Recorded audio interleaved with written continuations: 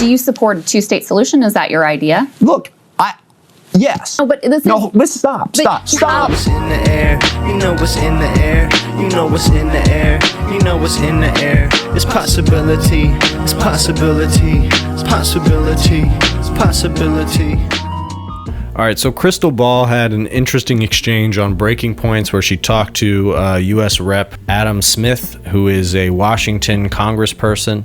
And this guy's a pretty staunch supporter of Israel and sits high on the House Armed Services Committee, which means that he's a pretty important figure when it comes to, you know, how military budgets are appropriated and that sort of thing. So that's relevant here because there's this controversy over the NDAA bill about whether or not it's going to include a sort of merger between the Israeli and U.S. military. Not a full merger, but some programs that would be very closely tied together, and some people argue would give Israel more leverage over U.S. military capabilities instead of the other way around. So they talk a little bit in this conversation about like the nature of the Israeli apartheid and just like what it means to oppose the state of Israel. So this is interesting because this is a guy who's defending the existence of Israel and kind of defending every step of the argument. Like they should have weapons to defend themselves, they should have weapons to fight Hamas or Hezbollah or whatever, but also simultaneously saying, yeah, I voted with the Massey Amendment, I don't support giving money to Israel anymore. So he has changed his position, but also I think makes it pretty clear in this conversation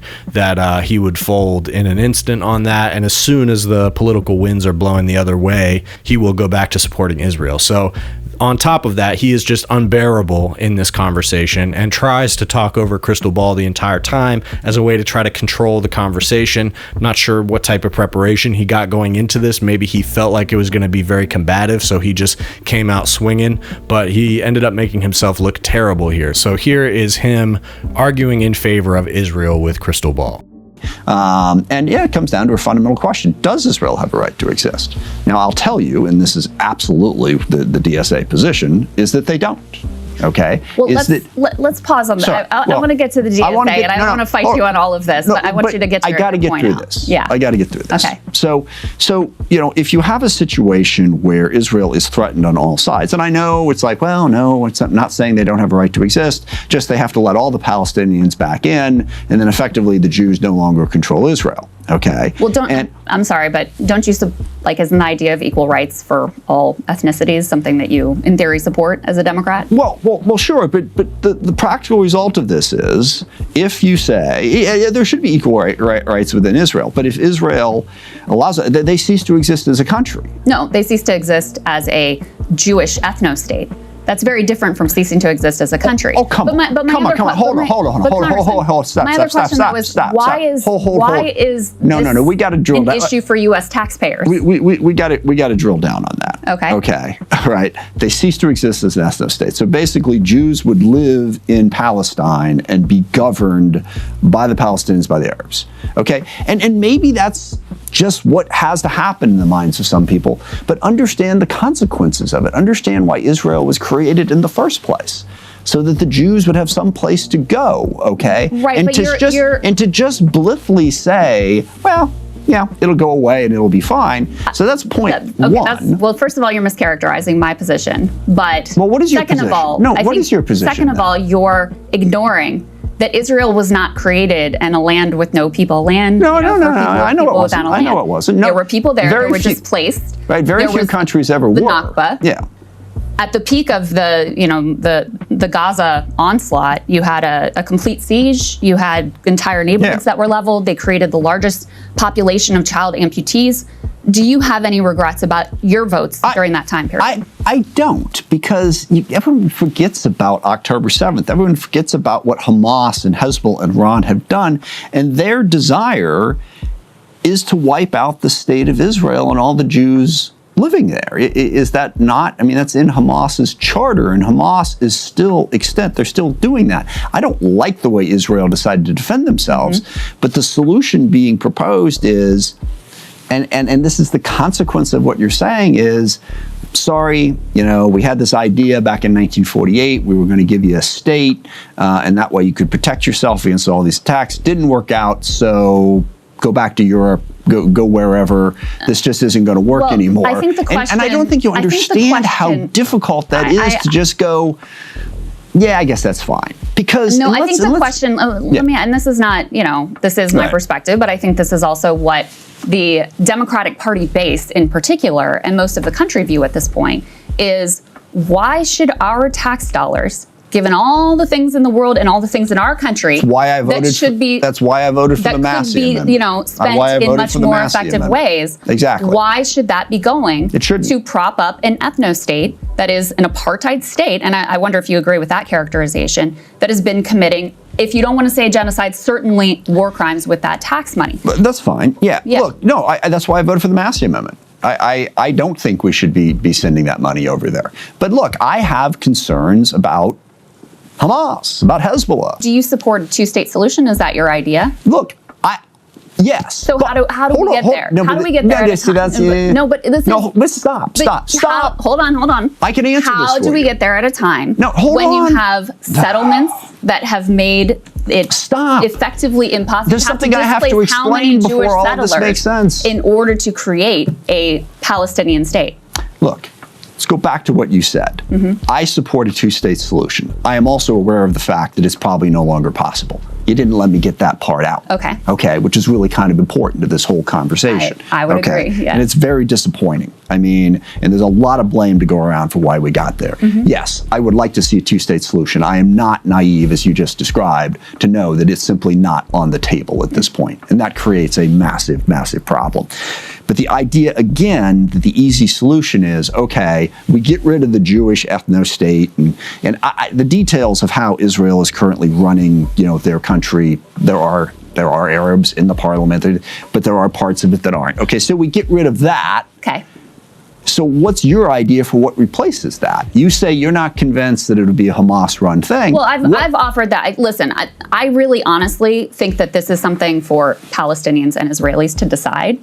I don't know why it is American taxpayers' business to fund this. And again, that's why I voted for the Massey Amendment. But what is actually your idea? Because if you're saying, you don't support a one-state solution, you don't support a two-state solution, there is no good solution. That's where you are. So like I said, I mean, he's straddling this line where he clearly feels that people on the left and the general political conversation right now isn't taking into account enough this argument for why Israel needs to be there, why conditions are the way they are, etc. So as Krystal Ball points out, he is clearly skipping over the fact that a lot of these conditions, a lot of the barbarity of where things have gone is because of the increasing barbarity of the conditions imposed by Israel on populations of people that were already there. And he keeps repeating this thing about how if Israel were to become a fully democratic state where all of the people in that land got the right to vote, it would immediately deteriorate into some kind of Sharia law persecution of the Jews type of situation. So this is a position that they are able to hide behind and essentially use to avoid having to actually be a democracy. And so I think when it comes to this, if your position as a United States Congressperson is that that's how it is, and Israel is better than what would be created in the vacuum of Israel, I don't believe that. If that's your position, then there's no excuse to be walking around saying that Israel is the only democracy in the Middle East, yada, yada, yada. I mean, that's a sham. And so then it becomes this question of if the West has propped up this so-called democracy in the area for the purpose of creating an outpost there that is separate and apart from the Islamic monarchies that are in power in other countries in the region, as well as creating an intelligence outpost there that can gather information and that we can already have sort of a codependent relationship with when it comes to things we need to know about those Islamic countries. Well, now you've created the problem that in order for this to actually live up to the democratic principles that democratic politicians in America are professing it to have, you would need to essentially undermine the very foundational nature of the state, which is that it's a Jewish state. So the entire premise kind of falls apart here. And in this guy's view, unless that illiberal premise is upheld by the US and bragged about as being the only democracy in the Middle East, then all of these Jews are going to get slaughtered. So, I mean, to me, it sounds like that is an untenable situation that we have propped up in the Middle East. And he says at the end, there's no good solution for this. And I think that it makes sense that he came to that conclusion. And it also makes sense that there are people who have more of a vision that are stepping into the place and trying to push guys like this out of the way, even if that's a vision that they don't like. The answer is to take the existing democratic structure, pseudo-democratic structure that exists there, and integrate more people into it, make it a truly democratic structure. That's the only way that it is worth the support of the United States. If they're not willing to make it that, then it's been made clear that the voters of the United States, both Republican and Democrat, do not want to prop that up. And these type of equivocations are just exactly what people are rejecting. So I want to get to this next part. Before I get into a little bit more about this guy, he's actually being primaried right now, but we'll get into that after this segment where he talks a little bit about DSA. This is a guy who obviously has a lot of critiques for the left about why the left is too radical, and it creates these radical positions that then centrist Democrats, the only ones who truly understand governing, have to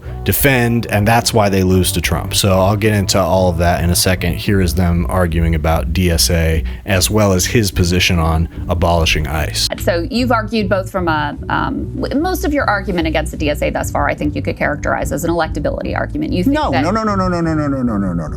It's bad policy. Okay, so I don't think having unlimited immigration is sustainable. I don't think my question, getting rid of the criminal justice system is a smart way to govern. It's not just electability. So it's here's policy. a question I have for you. So back in 2018, you worked together with Pramila Jayapal on a bill to abolish ICE, which is a key demand. I worked with her on here's what the bill did, okay? It's a slogan. We have an article here from the Seattle Times, your local paper. U.S. Reps Pramila Jayapal and Adam Smith aim to abolish ICE, restructure immigration enforcement. Exactly. You were one of the Democrats actually who was in office when you voted for DHS. Can I tell you what this actually does creation of so ICE? we can have an intelligent conversation? Of course, yeah. Well, number one, do you still support this? Yeah. Let me tell you what it does. Okay, because but do you still support it? That doesn't help anything, because what is this? Can I? Yeah, of course, but first, do you still support it? And you can explain more in detail what it is. Let me tell you what it is. Okay. Yes. When we created the Department of Homeland Security, we took immigration enforcement away from the Justice Department and we put it into DHS and created ICE. Correct. What this does is it puts immigration enforcement back at the Justice Department. And gets rid of ICE. Right. Well, it gets rid of, but that's it doesn't, my position too. But we're on the same page here. Yes, but it doesn't get rid of immigration enforcement. Okay, so hold on, let me hold you to account again. Yeah. Tell me which candidates, specifically, not a policy paper that they're theoretically says, which candidates have said we should get rid of all immigration enforcement? I forget the name, the woman who beat Andrew Espelot, absolutely 100% said it. Chevalier. Yeah. So you have one candidate who said that. Do you think that think that her views should be associated with everyone under the DSA label, or do you think that each person should be evaluated individually? Many conversations with many immigration advocates, and I always ask them, and look, I'm in favor of a robust immigration system. I think what immigration enforcement is doing right now is an absolute crime. Okay, and it should be limited. I think we should go back to the Justice Department. That's what I said. And you still support the bill that you put forward. Absolutely. So you support abolishing ICE. But abolishing ICE is just a rhetorical. You don't like the label, but you support it, right? But the problem is it means different things to different people. Okay. You want to take the most extreme positions that you can find in the DSA platform, or that Let me ask you this. Let me finish my question, please. That one candidate, Daria-Liza Chevalier, who I agree has positions that I think can legitimately be characterized as radical, right? You want to take those positions and you want to tar an entire group of candidates with them. Well, let me ask you this. Hold on. Aren't you effectively doing the work of the Republicans there? Yes, by and saying that's always all the these answer. people, they're all so crazy. They don't want any enforcement, they don't want any police, they don't want any borders, Let me consolidate for you. Do you think, easily characterize, all right, you've done your thing, let me do my thing. They could easily characterize your abolish ICE position as just as crazy and radical as Daria-Liza. I can't, because the Justice Department is going to enforce it. Let me ask you this. Joe Biden. His policy, okay, so not just one person in a platform, whatever. Do you think his policy was too lax in terms of border security? I don't, but I acknowledge that politically, that helped fuel the rise of the return of Donald Trump. So let me say to you, though, that is something that's widely supported. But hold on a second. Which wing of the Democratic Party does Joe Biden come from? He doesn't come from the DSA left, does he? He comes from the establishment. And so To But go how back to did one he of govern? to go back to one of the Wherever original. he comes from, how did he govern? Well, he funded a genocide. Okay, so a couple things here. So I can see why he's saying this. I can see why this premise sort of makes sense in his head, because these are the radical positions that, Republicans like to take aim at, that is something that then becomes a liability for the Democrats. I think there's some truth to that dynamic. However, the problem with this argument is that it creates this world where centrist policy, the type of policy that he puts forward, can do no wrong in a sense. And there is no responsibility on the people who have had the power over the last 20 years and more in America. There's no responsibility that they have, not only on failing to meet the mark on many things that clearly Democratic voters prioritize, but also stealing themselves and having good responses and counter arguments to Republican arguments. So he acknowledges that Democrats have not done a good job when it comes to economics, and they have not reduced inequality enough. And he says that, corporations should have buffers on them to make sure that they're not, going too far, that we've taken the rudders off capitalism or something along those lines.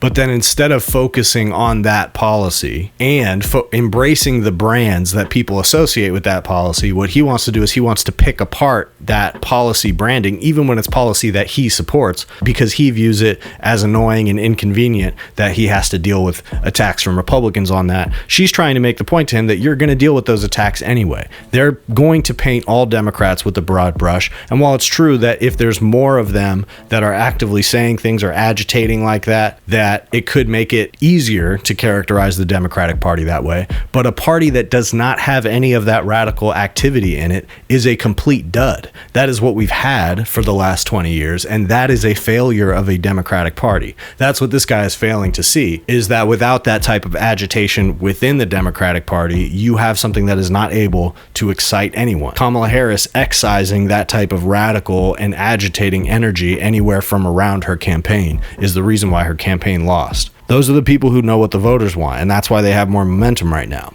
And so the interesting thing about this interview, just to wrap it up, Breaking Points is now facing a little bit of pressure to have on his primary challenger, who apparently has been rejected or just kind of sidelined from appearing on the show in the past. This is Breaking Points, and there's been some criticism levied at Ryan Grimm, which I'm not sure if he's doing the programming for Breaking Points. I know he's a co-host there. That's what he lists himself as. I've never heard that he's the one doing the scheduling, but apparently Brianna Joy Gray took issue with the fact that he will not have on Kshama Sawant, who is a socialist who is primarying Adam Smith in Washington. This is somebody I'm vaguely aware of. I've seen her doing live streams and consistently advocating for things like general strike surrounding impeachment over the war, as well as consistent advocacy against the genocide and that sort of thing. So she's consistently been in the trenches there, but I can't speak to her credibility necessarily. And Ryan Grimm seems to feel that she, at least in her campaign against Smith, is not credible in that she's raising this money to go to the right places. He's saying that,